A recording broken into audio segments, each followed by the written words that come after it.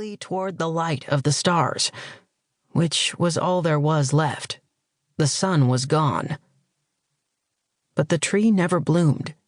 Instead, it faded to white, or maybe it was silver, like a ghost tree, terrible and beautiful and unbearably sad. Max was stunned by that final screen because the sense of loss, the hopelessness, was exactly how he was feeling just then, only without the beautiful graphics and the Zen music. Yet he didn't delete the game.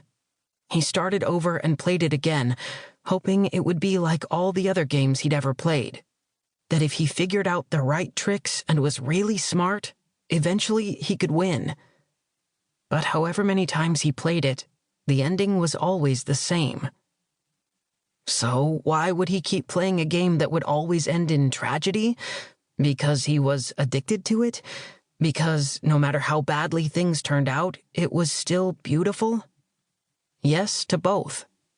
But it also had something to do with Max's inner hopefulness, because deep down, he refused to accept anything short of a happy ending, and he was determined to keep trying till he got one, in the game and in his life.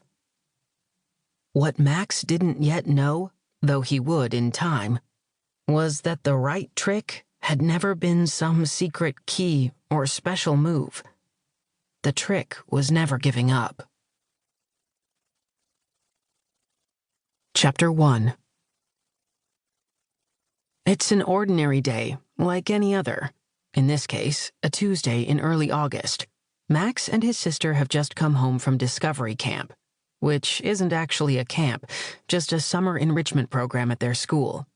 They like it, though, and go every year. In the past, their downstairs neighbor Penelope would pick them up in the afternoons, from school or from camp, and stay with them till one of their parents got home.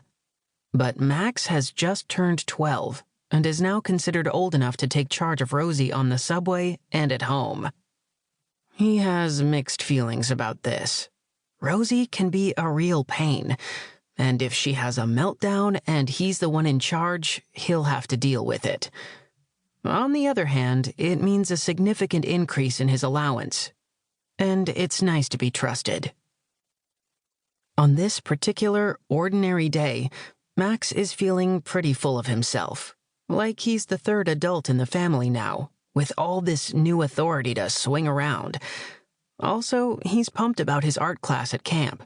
They'd worked on etchings that day, which was something new and totally cool, scratching images onto a metal plate with a stylus, rubbing ink into the scratches, then wiping off the rest, then putting the plate through a press, where the image is transferred through pressure onto a special kind of soft paper.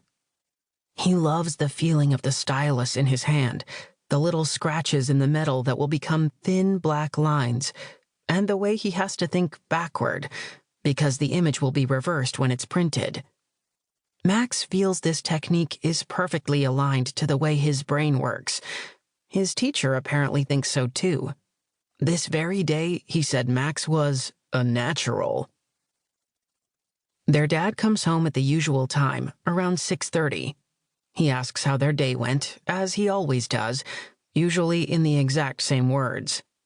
They answer, as they always do, that their day was fine. Then Dad says, like it's nothing special, "Mom won't be home for dinner tonight." This doesn't strike Max as unusual. He doesn't ask why she won't be home, whether she has a patient in crisis at the cancer center or has gone to a conference or what. He just opens the kitchen drawer where they keep the takeout menus and flips through them. Later, he won't recall what they ordered or what he did that night. It's too routine to leave a trace in his memory. It goes on like that for 2 more days, by which point, for reasons he can't quite put his finger on, Max has started to feel uneasy.